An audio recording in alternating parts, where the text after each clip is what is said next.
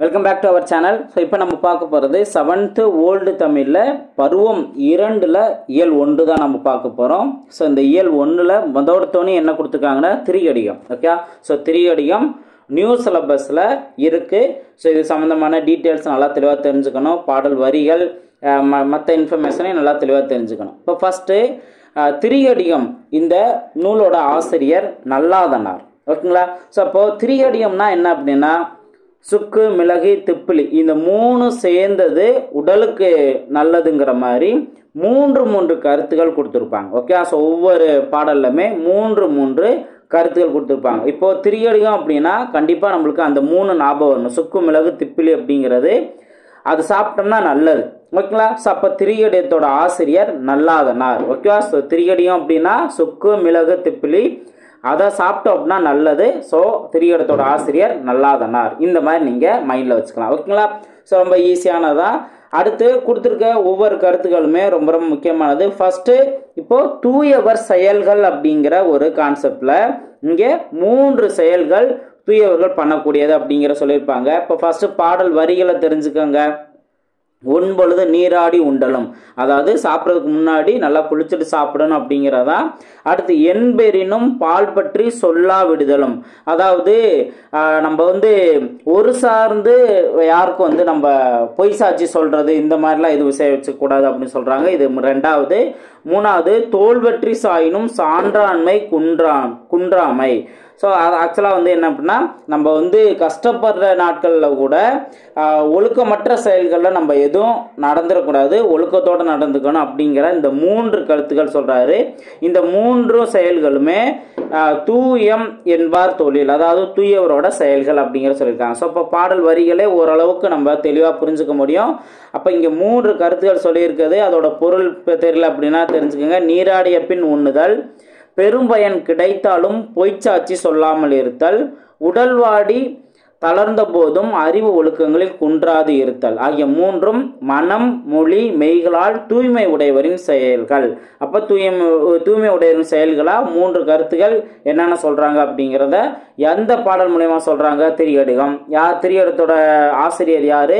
நல்லாதனார். இந்த மாதிரி நம்ம ஞாபகம் வச்சுக்கலாம். ஓகேங்களா? ஸோ இது 3 பாடல் கொடுத்துருக்காங்க. இப்போ முதல் பாடல் வரி எல்லாம் உள்ள இந்த வார்த்தையோட மீனிங் என்ன? இப்போ உண்பொழுது அப்படின்னா உண்ணும் பொழுது, பெரினும் அப்படின்னா பெற்றாலும், பால் பற்றி அப்படின்னா ஒரு பக்க சார்பு. ஓகே, ஸோ பால் பற்றி நடுவு நிலைமை இருந்து மாறுதல், இதான் பால் பற்றி.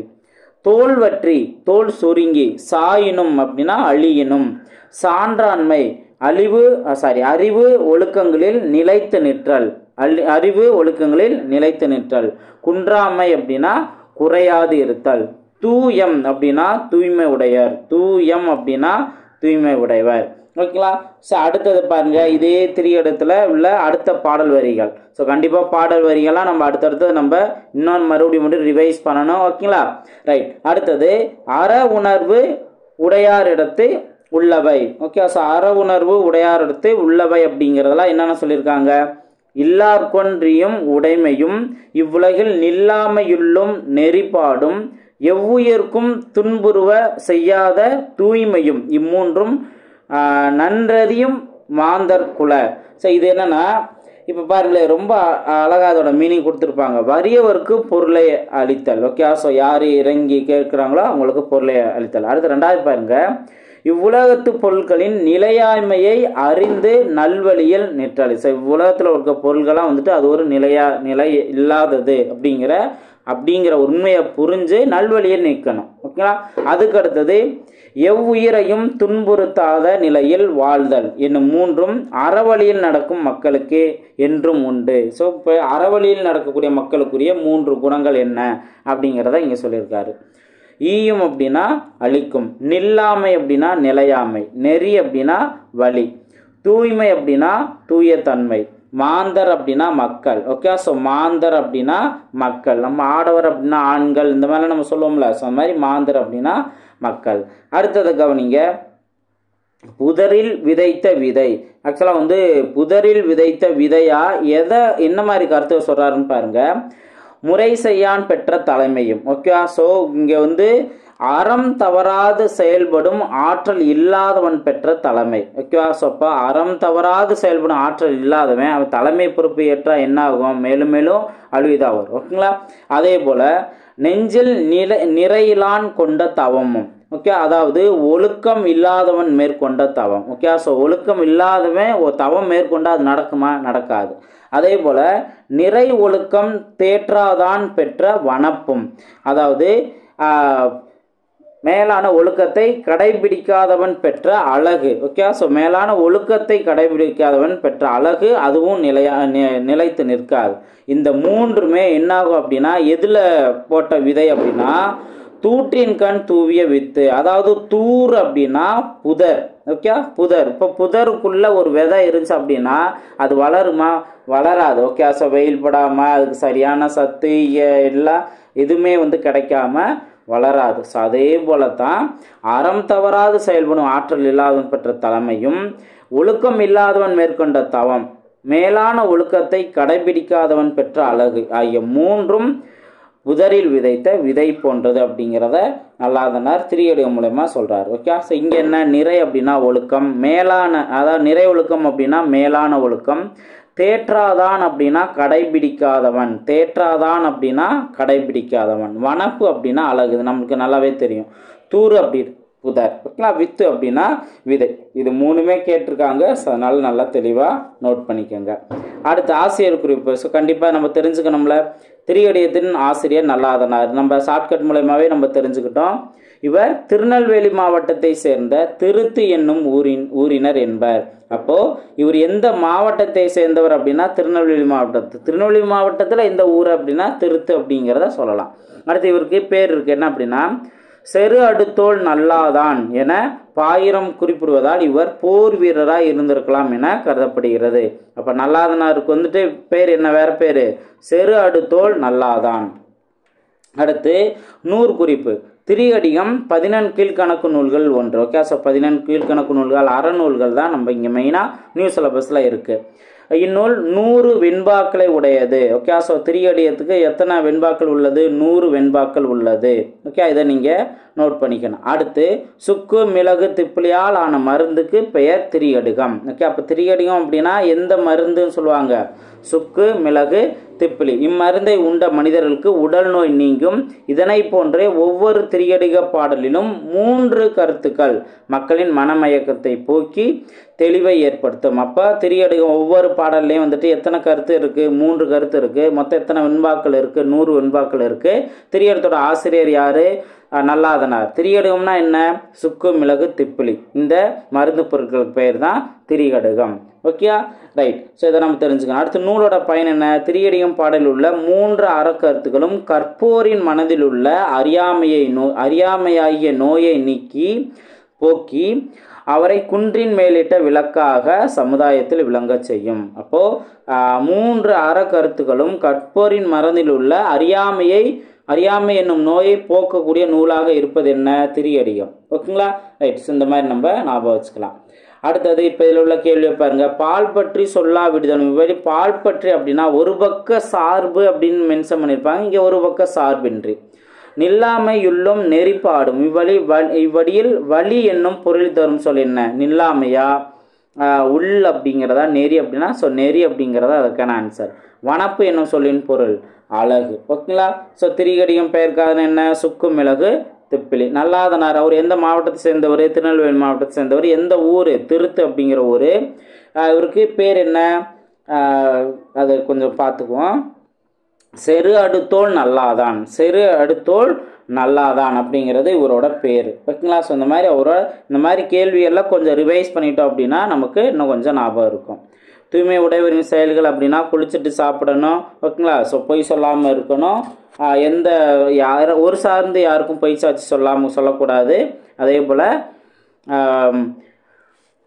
சான்றமை, அதாவது ஒழுக்கத்தோடு இருக்கணும். எந்த தோல்வற்றி இருந்தாலும் ஒழுக்கத்தோடு இருக்கணும். ஸோ இந்த மாதிரி கருத்துக்கள் நம்ம பார்த்து வச்சுக்கணும். அதே போல் நன்றி மாந்த செயல்கள் அப்படின்னு பார்த்தோம் அப்படின்னா இதில் 3 கருத்துக்கள் என்னென்ன? 2வது பாடலில் நம்ம பார்த்ததானே. ஸோ 2வது பாடல்கள் வறியவருக்கு பொருளை அளித்தல், இவ்வுலகத்து பொருளின் நிலையாமையை அறிந்து நல்வழி நிற்றல், எவ்வுயிரையும் துன்புறுத்தாத நிலையில் வாழ்தல். இந்த 3 தான் அறவழி நடக்கும் மக்களுக்குரியது. அடுத்து புதரில் விதைத்த விதை அப்படிங்கிறது 3 கருத்து என்ன? அறம் தவறாது செயல்படும் ஆற்றல் இல்லாதவர் பெற்ற தலைமை, ஒழுக்கம் இல்லாதவன் மேற்கொண்ட தவம், மேலான ஒழுக்கத்தை கடைபிடிக்காதவன் பெற்ற அழகு ஆகிய 3ம் புதரில் விதைத்த விதை போன்றது.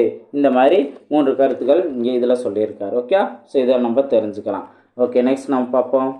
அடுத்து பாருங்க, ஸோ ஆக்சுவலாக இங்கே பரிதிமார் கலைஞர் நம்ம செம்மொழியை பற்றி உயர்தனி செம்மொழினா என்ன அப்படிங்கிற பற்றி சொல்லியிருக்காரு. நம்ம பரிதிமார் கலைஞர் இவரை பற்றி தெரிஞ்சுக்கலாம்னு கூட உயர்தனி செம்மொழி இந்த மாதிரி நம்ம தமிழ் மொழியை பற்றி சொல்லியிருக்கிறதுனால இதை பற்றி நம்ம தெரிஞ்சுக்கோ, ஓரலாக ரீட் பண்ணிக்கலாம்.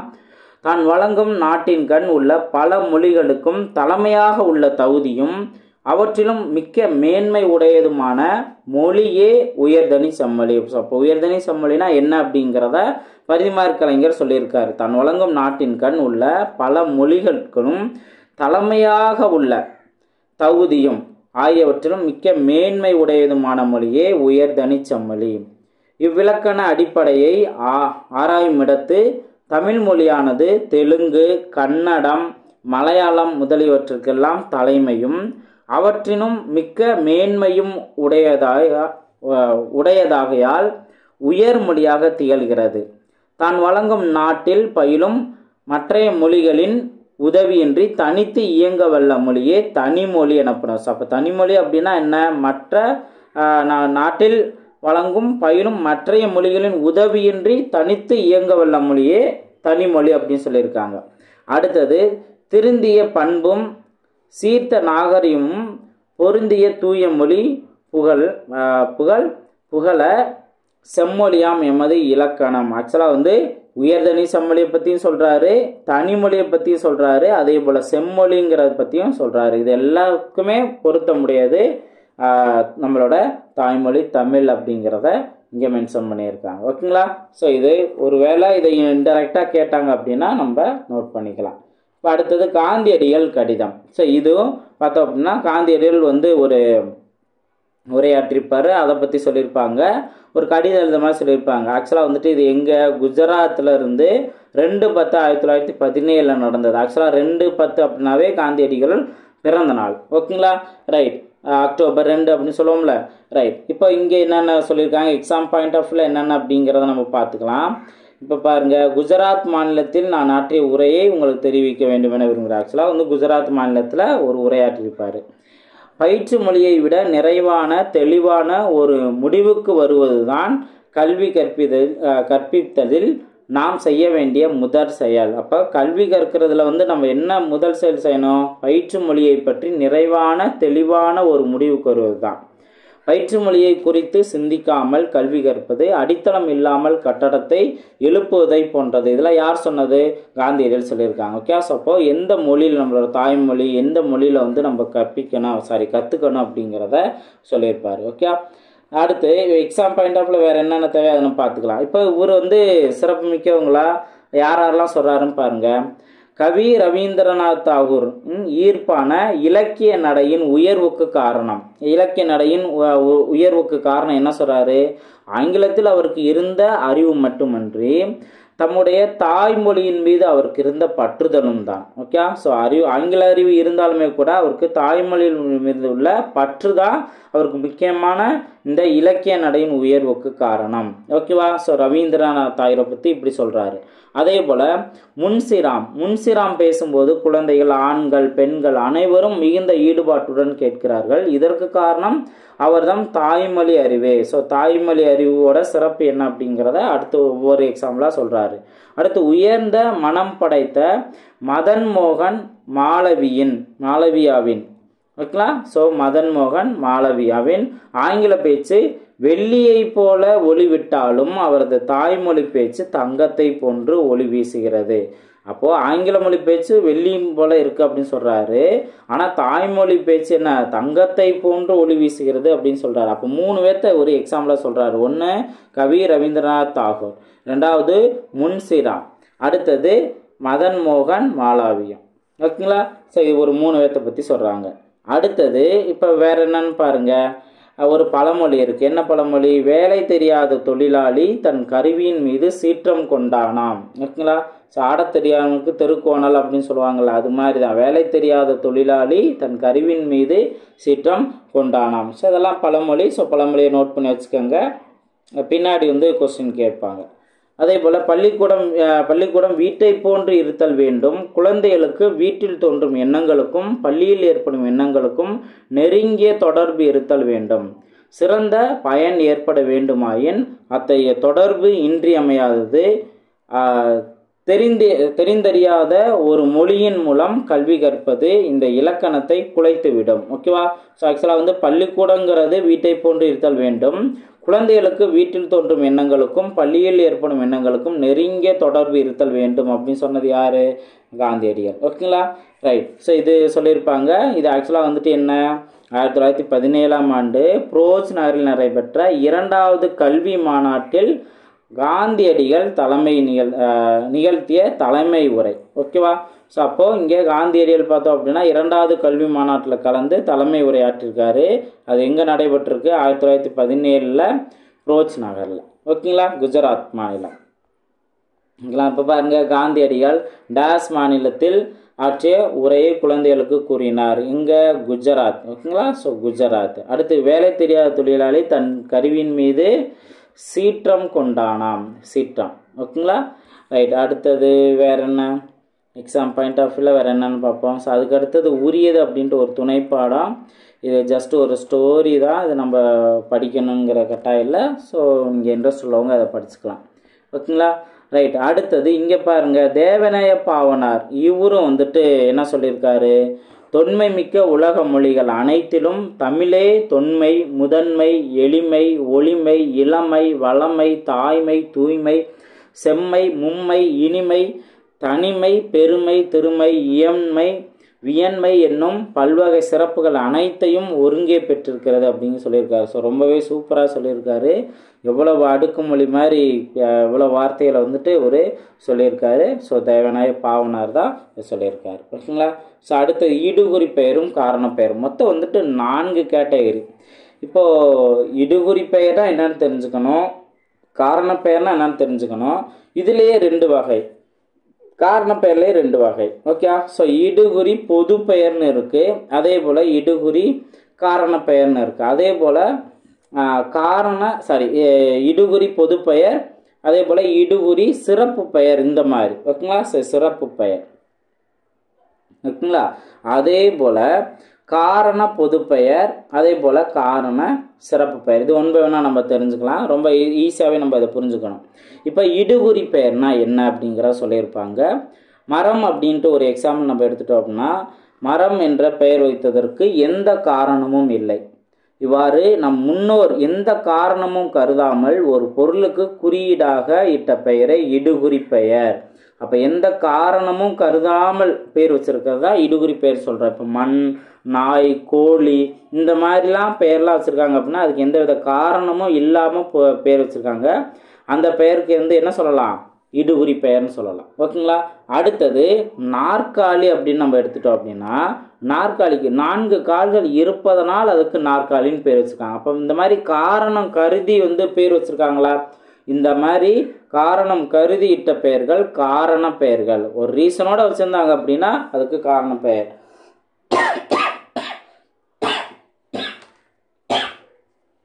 சரி, எந்தவித காரணமும் இல்லாமல் பேர் வச்சுருந்தாங்கன்னா இடுகுறி பெயர். ஓகேங்களா?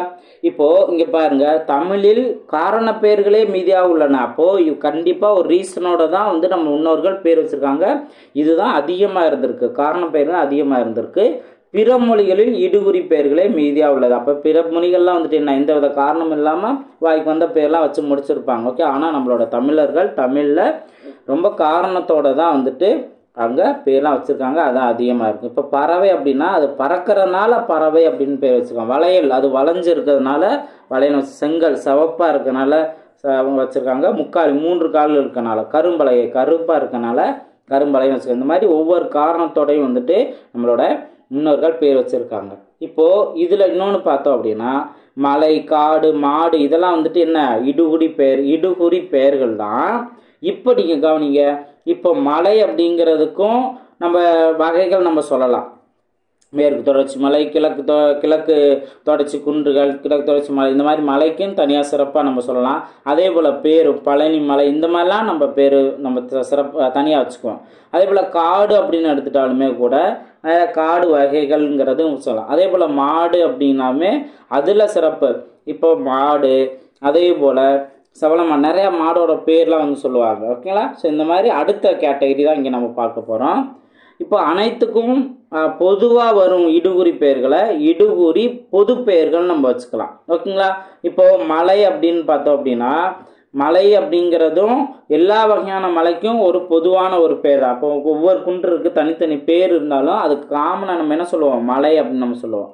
அதே போல் காடுன்னு இருந்தாலும் அனைத்து வகை காடுகளுக்கும் பொது பெயர். மாடு அப்படிங்கிறது பல வகை மாடுகளுக்கும் இது வந்து பொது பெயர். இந்த மாதிரி அனைத்துக்கும் பொதுவாக வரும் இடுகுறி பெயர்களை இடுகுறி பொது பெயர் சொல்கிறோம். இப்போ நீங்கள் ரொம்ப சிம்பிளாக நீங்கள் தெரிஞ்சுக்கணும் அப்படின்னா, இப்போது மண் அப்படிங்கிறதுக்கு எந்த வித ரீசனும் இல்லாமல் வச்சுருக்காங்க. இதை இடுகுறி பெயர்னு நம்ம எடுத்துக்கலாம். ஆனால் இந்த மண் அப்படிங்கிறதுலே மண்ணில் பல வகையான மண் இருக்குல்ல. நம்ம செம்மண் சொல்லுவோம், களிமண் சொல்லுவோம், கரிசல் மண் சொல்லுவோம். அப்போது அதுக்கப்புறம் வந்துட்டு இது பெயர் வகைகள் வந்து பிரியுதா? அப்போ இந்த மாதிரி ஒரு பொது பெயராக வரக்கூடிய பெயர்களை வந்துட்டு நம்ம இடுகுறி பெயர் சொல்கிறோம். அதுக்கப்புறம் தனியாக நம்ம சொல்லுவோம். இப்போ மரம் அப்படின்ட்டு இருந்துச்சு அப்படின்னா அதை நம்ம இடுகுறி பொது பெயர்னு சொல்லலாம். ஏன்னா மரம்ங்கிறது எல்லா வகையான மரத்துக்கும் காமனாக மரம்ட்டு பேர் வச்சுக்குவோம். அதுக்கப்புறம் தான் அது வேப்ப மரம், தென்னை மரம், பனைமரம், ஆலமரம், அரச மரம், இந்த மாதிரி நம்ம தனித்தனி மரமாக சொல்கிறோம். மாப்பழா, வாழை, இந்த மாதிரி மர வகைகளாக நம்ம சொல்கிறோம். அப்போது இந்த மாதிரி தனியாக ஸ்பெசிஃபிக்காக ஒரு மரத்தோட பேர் நம்ம சொன்னோம் அப்படின்னா அது இடுகுறி சிறப்பு பெயர். இப்போது பலா மரம் நம்ம மென்ஷன் பண்ணுறாங்க. ஓகேங்களா? பலா மரம் மென்ஷன் பண்ணும்போது ஃபஸ்ட்டு வார்த்தை, இந்த வார்த்தையை நீங்கள் கவனிக்கும்போது மரம்ங்கிறது இடுகுறி பெயர். அதில் வந்து பலாமரங்கிறது ஒரு தனியாக சிறப்பாக வந்துட்டு பலாமரத்தை மட்டும் சொல்லுதா? அதனால இடுகுறி சிறப்பு பெயர் அப்படின்னு நம்ம சொல்லணும். அப்போ இடுகுறி பொது பெயருங்கிறது நம்ம எப்போ சொல்கிறோம், அதே போல் இடுகுறி சிறப்பு பெயருங்கிறது எப்போ சொல்கிறோம்? இப்போது ரொம்ப சிம்பிளாக மரம் மட்டும் சொன்னோம்னா அது இடுகுறி பொது பெயர். பலாமரம்னு சொன்னோம் அப்படின்னா இடுகுறி சிறப்பு பெயர். சிம்பிளாக அதை புரிஞ்சுக்கலாம் உங்களுக்கு. அவ்வளோதான். இப்போ அதே போல் காரணத்தோட பேர் வச்சுருங்க. இப்போ இங்கே மரம்லாம் காரணம் மின்றி வச்சாங்க, அதனால் அது இடுகுறி கேட்டகரியில் வந்தது. இப்போ பறவை அப்படிங்கிறது ஒரு காரணத்தோடு வச்சுருக்காங்க. இப்போ பறவை அப்படிங்கிறது பொதுவாக நிறையா பறவைகள் இருக்குது. அது காமனாக நம்ம பறவை சொல்கிறோம்ல, காகம் இருக்குது, குயில் இருக்குது, புறா, கிளி, இந்த மாதிரி நிறைய வகை இருக்குது. அப்போ இது எல்லாத்துக்கும் காமனாக நம்ம பறவை நம்ம சொன்னோம். பறவைங்கிற வார்த்தையே ஒரு காரணத்தோடு தான் வச்சுருக்காங்க. அதனால இந்த பறவை அப்படிங்கிறது காரண பொது பெயர்னு சொல்லலாம். அதுக்கப்புறம் காகம், குயில், புறா, கிளின்னு வச்சு அப்படின்னா காரண சிறப்பு பெயர். அவ்வளவுதான். ஓகேங்களா? இப்போ வளையல் அப்படின்னு எடுத்தோம்னா கையில் அணியும் வளையலை மட்டும் குறிப்பதால் இது காரண சிறப்பு பெயர். ஓகேவா? ஸோ இப்போ இங்கே ஆக்சுவலாக வளையல் அப்படிங்கிறதுக்கு நிறையா வகையெல்லாம் இல்லை, ஆனால் காரணத்தோடு வச்சுருக்காங்க. அது வளைஞ்சு இருக்கிறதுனால அது வளையல் நம்ம சொல்கிறோம். ஆனால் இது வந்து கையில் அணியக்கூடிய வளையலை மட்டும் ஒரு சிறப்பாக குறிப்பிட்றதுனால இது காரண சிறப்பு பெயர் தெரிஞ்சுக்கிறோம். இப்போ நீங்களே வந்து இப்போ பறவை அப்படின்னு எடுத்துட்டோம் அப்படின்னா அதை நம்ம என்ன எடுத்துக்கலாம்? காரண பொது பெயர் எடுத்துக்கலாம். அதே இது குயில் நம்ம எடுத்துட்டோம் அப்படின்னா அதை நம்ம என்ன எடுத்துக்கணும்? காரண சிறப்பு பெயர் நம்ம எடுத்துக்கணும். புரிஞ்சுங்களா? ஸோ இந்த மாதிரி தான் நீங்கள் இந்த 4 வகையான பேரை நீங்கள் தெளிவாக தெரிஞ்சுக்கலாம். இப்போ பாருங்கள், கீழே உள்ள சொற்கள் காரண பெயர்களை வட்டமிடுக அப்படின்னு கேட்டிருக்காங்க. இப்போ காரண பெயர் என்ன? பறவை, பறக்கிறது காரணத்தினால பறவைன்னு வச்சுருக்காங்க. முக்காலி, 3 கால் இருக்கிறதுனால முக்காலின்னு வச்சுருக்காங்க. அரிவாள், அறுக்கிறதுனால அதை அரிவாள் வச்சுருக்காங்க. வளையல், வளைஞ்சு இருக்கிறதுனால, இதெல்லாம் காரண பெயர். மற்றதெல்லாம் வந்து பாருங்கள் காரணமின்றி இடுகுறி பெயர் தான் இருக்கும். காற்று, மரம், கடல், மலை, இதெல்லாம் இடுகுறி பெயர். அடுத்து பாருங்க, ஸோ இந்த காரண பெயர் இதெல்லாம் பற்றி நம்ம தெரிஞ்சுக்கலாம். அடுத்து பெட்டி அப்படிங்கிறது என்ன? இடுகுறி பெயர். பெட்டி அப்படிங்கிறது இடுகுறி பெயர். சித்திரை மாதத்தில் பிறந்ததனால் சித்திரை ஆண் என்று அழைக்கப்பட்டான். காரண பொது பெயருக்கு வந்துட்டு எடுத்துக்காட்டு என்ன?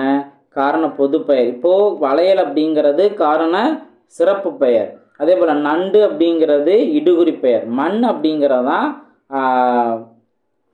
மண் அப்படிங்கிறது இடுகுறி பெயர். ஓகே, ஸோ இடுகுறி பெயர் தான். வளையல் அப்படிங்கிறது தான் நம்ம காரண பெயர் அப்படின்னு நம்ம எடுத்துக்கலாம். ஓகேங்களா.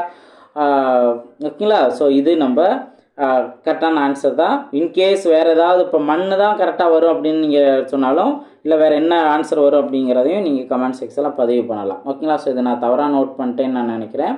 வளையல் அப்படிங்கிறது தான் கரெக்டான ஆன்சர். ஓகே, மண் அப்படிங்கிறது இடுகுறி பொது பெயரில் வரும். ஓகேங்களா. இப்போ தான் நம்ம அதை பார்த்துருந்தோம். ஓகேவா.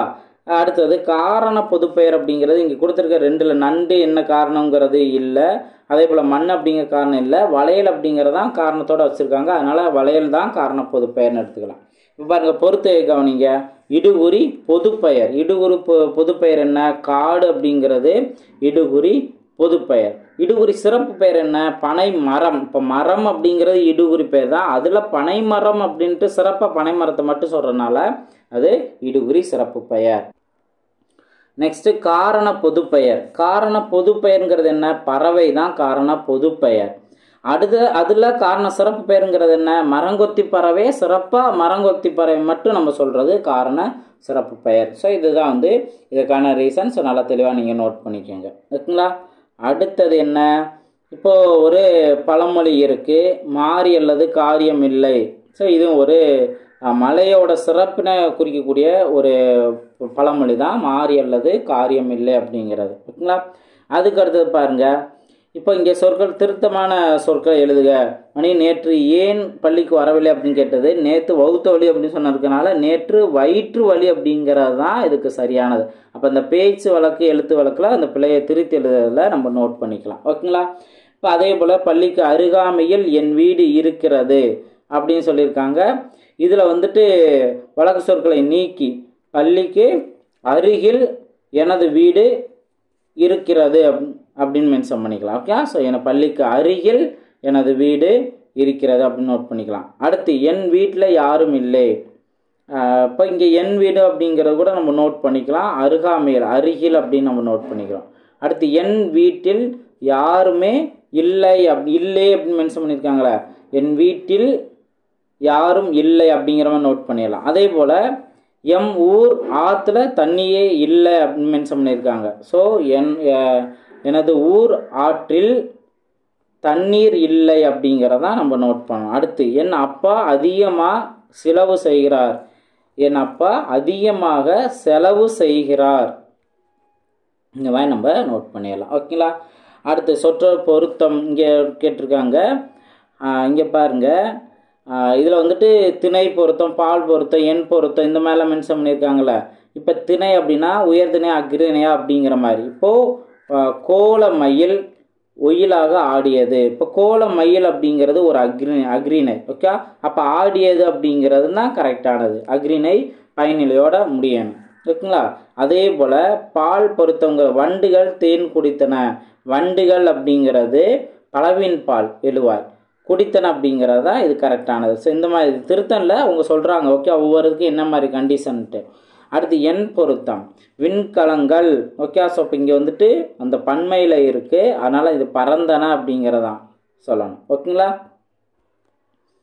அடுத்து பாருங்கள், இட பொருத்தம். அவன் பாடம் படித்தான். அவன்கிறது படற்கை எழுவாய். அப்போ படித்தான் அப்படிங்கிறதா வரணும், படற்கை பயனில தான் வரணும். சிறப்பு பொருத்தம் இதை நீங்கள் நல்லா கவனிங்க. இப்போ பாவேந்தர் பாரதியை புகழ்ந்து பாடினார். இதில் பாவேந்தர் என்னும் பெயருங்கிறது பாரதிதாசனை குறிக்கும் தான், அது சிறப்பு பெயராயிற்று. இப்போ இந்த மாதிரி தமிழ் புலவர்கள் ஒரு சிறப்பானவர் பற்றி நம்ம சொல்கிறோம் அப்படின்னா, இங்கே வந்து நம்ம பாவேந்தர் இப்போ புகழ்ந்து பாடினான்னு நம்ம போட மாட்டோம். ஓகேங்களா. ஸோ பாடினார் அப்படிங்கிறது தான் இதுக்கு சரியான வார்த்தை. ஓகேங்களா. ஸோ இதே மாதிரி இப்போ முதலையும் மூர்க்கனும் கொண்டது விடா அப்படின்னு மென்ஷன் பண்ணியிருக்காங்க. இதுவும் அதே போல தான், முதலையும் மூர்க்கனும் கொண்டது விடா, இதுவும் அக்ரிணை தான். ஸோ அதனால விடா அப்படிங்கிறது முடிஞ்சிருக்கு. ஓகேங்களா. இப்போ அடுத்தது பாருங்கள், வலுகளை திருத்தி எழுதுக அப்படின்னு சொல்லியிருக்காங்க. அரசர் பலர் வந்தார்கள். அரசர்கள் பலர் வந்தார்கள், இதுதான் வந்து கரெக்டானது. ஓகேங்களா. அரசர்கள்னு வரணும். அடுத்து மயில்கள் ஆடின அப்படிங்கிறது தான் இங்கே வரணும், ஆடின அப்படிங்கிறது தான். அடுத்து கனிமொழி பாடம் படித்தாய் அப்படின்னு இருக்குது. ஸோ கனிமொழி பாடம் படித்தாள் அப்படிங்கிறது தான் இது கரெக்டானது. அடுத்தது ஔவையார் அதியமானிடம் பரிசில் பெற சென்றாள். ஓகே, ஸோ இது சென்றார் அப்படின்னு தான் வரணும். ஓகே, ஔவையாருங்கிறது ஒரு சிறப்பு பெயராக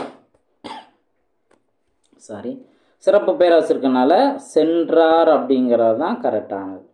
வயலில் மாடுகள் மேய்ந்தன அப்படிங்கிறது தான் கரெக்டானது. ஓகேங்களா, ஸோ இந்த மாதிரி தான் நம்ம கரெக்ஷன் பண்ணிக்கணும். 3 என்பதன் தமிழெண். ஸோ இதான 3 என்பதன் தமிழெண். 7 என்பதன் தமிழெண் ஏ. 6 என்பதன் தமிழ் எண். ஓகேங்களா, ஸோ 6 அப்படிங்கிறம்போது நம்ம இது ஓகேங்களா. ஓகே, ஸோ நெக்ஸ்ட் நம்ம பார்ப்போம். வேறு எது எக்ஸாம் பாயிண்ட் ஆஃப் வியூவில் வேறு எதுவும் இருக்கான்னு பார்த்துக்கலாம். அவ்வளோதான் நினைக்கிறேன். ஓகே, ஸோ லாஸ்ட்டில் கேள்வி. அல்லாதனா இயற்றிய நூல் திரிகடிகம். அல்லாதனா எந்த மாவட்டத்தை சேர்ந்தவர்? திருநெல்வேலி. ரவீந்திரநாத் தாகூரின் ஈர்ப்பான இலக்கிய நடி உயர்வுக்கு காரணம் தாய்மொழி அறிவு. தங்கத்தை போன்று ஒளி வீசுகின்ற பேச்சு யாருடையது? மதன் மோகன் மாளவியா. இதுதான். அடுத்து பெரியவரின் தர்ம கணக்கில் செலவழித்துள்ள இது அந்த ஸ்டோரியிலிருந்து காரணம் கருதி இடப்பெறும் பெயர்கள் காரண பெயர்கள். ஓகேங்களா. அடுத்து நம் முன்னோர் எந்த காரணம் கருதாமல் ஒரு பொருளுக்கு குறியீடாக இட்ட பெயர் இடுகுறி பெயர். நாற்காலி என்னும் சொல் காரண பெயராகும். மரம் என்னும் சொல் இடுகுறி பொது பெயர். குயில் அப்படிங்கிறது காரண சிறப்பு பெயர். ஓகேங்களா. ஸோ இது வரைக்கும் தான் இயல் 1ல் இருக்குது. கண்டிப்பாக இதில் நம்ம பார்த்துருக்க இன்ஃபர்மேஷன் ரொம்ப முக்கியமானதாக. திரிகடுகம் சம்மந்தமாக பார்த்துருக்கோம். அதே போல் இடுகுறி பெயர் காரண பெயர் சம்மந்தம் பார்த்துருக்கோம். காந்தியடிகளோட உரையை நம்ம பார்த்துருக்கோம். ஸோ ரொம்ப முக்கியமானது. நல்லா அடிக்கடி ரிவைஸ் பண்ணுங்கள். கண்டிப்பாக இந்த வீடியோ உங்களுக்கு யூஸ்ஃபுல்லாக இருந்திருக்குன்னு நினைக்கிறேன். ஸோ லைக் பண்ணிக்கோங்க. அதே போல் மற்ற ஃப்ரெண்ட்ஸுக்கு நீங்கள் ஷேர் பண்ணுங்கள். நல்லா ப்ரிப்பேர் பண்ணுங்கள். Wish all the best. அடுத்தடுத்த வீடியோவில் மீட் பண்ணலாம். தேங்க்யூ.